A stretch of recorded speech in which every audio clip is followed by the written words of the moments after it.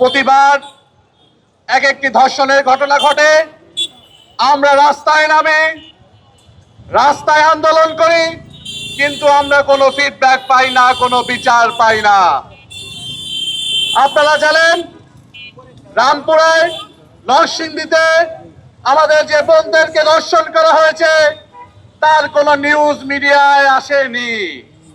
যেভাবে আসার দরকার ছিল, জাতীয় গণমাধ্যমে যেভাবে আসার প্রয়োজন ছিল সেভাবে আসেনি। কোন রাজনৈতিক দলকে আমরা এর বিরুদ্ধে ভয়েস রেজ করতে দেখিনি।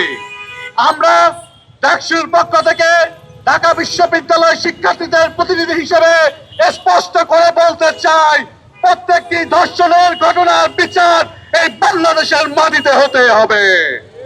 যদি না হয় সারা বাংলাদেশের ছাত্র সমাজ যেভাবে জুলাইয়ে নেমেছিল আবারও রাস্তায় নেমে এর বিচার আদায় করে ছাড়বে ইনশাআল্লাহ।